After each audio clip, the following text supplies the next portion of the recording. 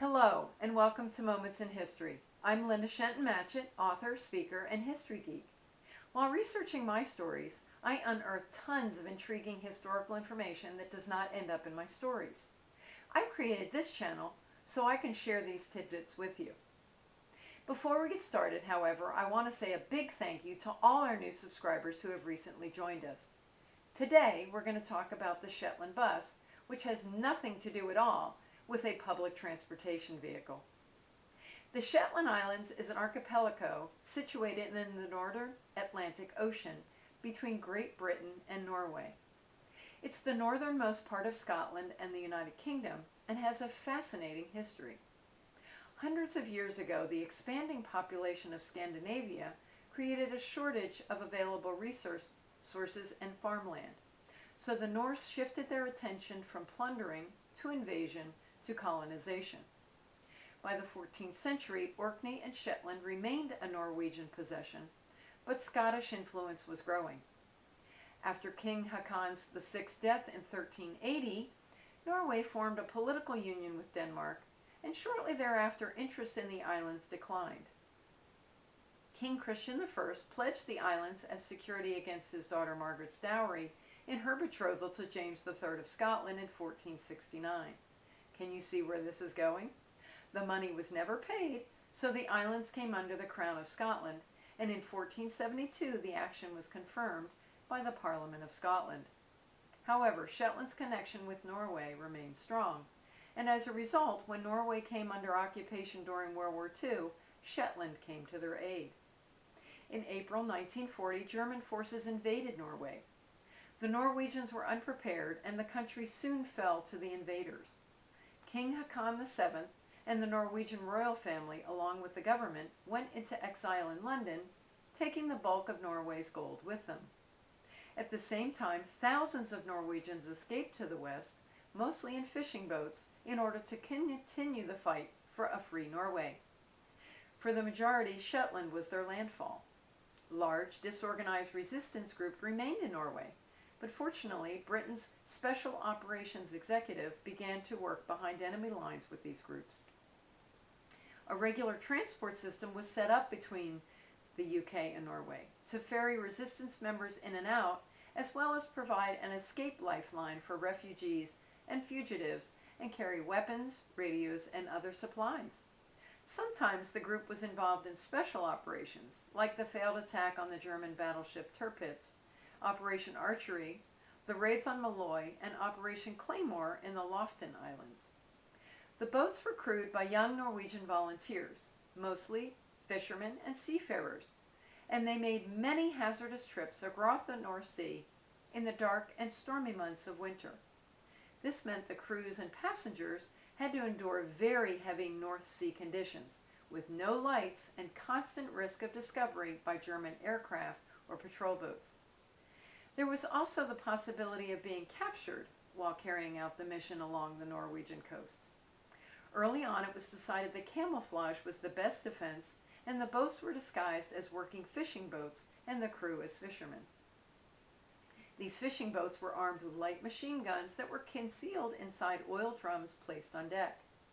The operation was under constant threat from German forces, and several missions did go awry. At first, there were only 14 fishing boats of various sizes. Many of the boats were Hardanger cutters, which had a straight bow and long stern from the Bergen areas. Others, the more rounded Moor cutters from the area around Ålesund. It appeared that the Moor cutter was the strongest and best fitted for the heavy weather in the North Sea.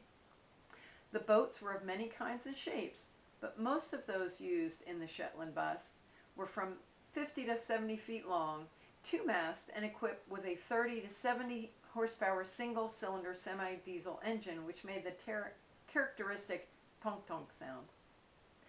From mid-1942, the group's official name was Norwegian Naval Independent Unit.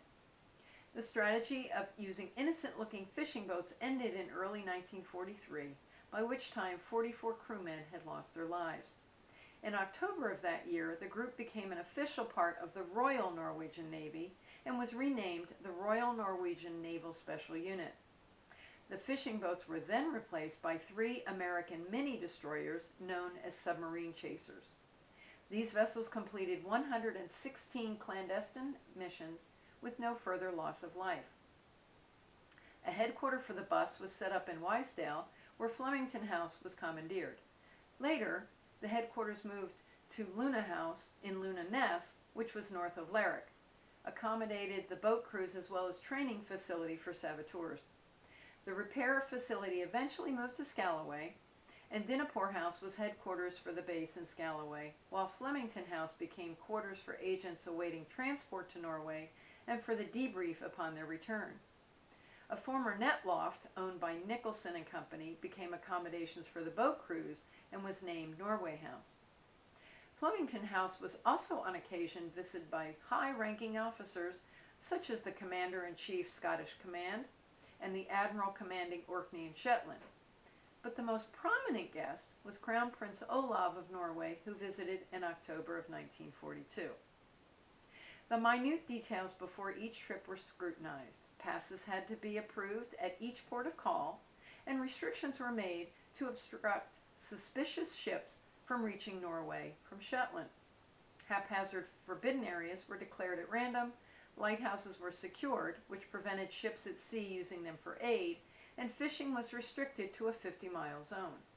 The odds were certainly stacked in favor of the Germans, and their window of operation ceased during the summer when the ocean calmed and patrols increased.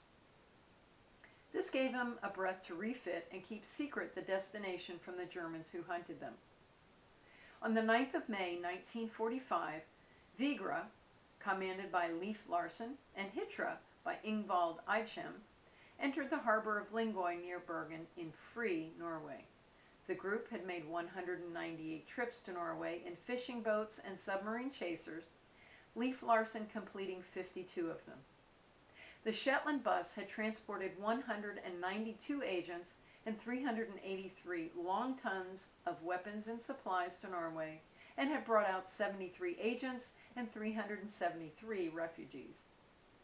The Shetland Bus Memorial stands on a plinth of rocks in Scalloway, and was built with stones taken from the village or place where each of the 44 crewmen who died on the missions came from. The names of these men are shown on the 4 plaques arranged around the memorial, and on top is a model of one of the fishing boats used in the Shetland Bus operation. I hope you've enjoyed today's moment in history. If you'd like to learn even more history, please stop by my website, which can be found at www.lindashentonmatchett.com. Please consider subscribing to my channel and click the bell icon to receive notifications of new episodes, which are generally released on the 2nd and 4th Friday of every month. Thanks for watching, and I hope you have a great rest of your day.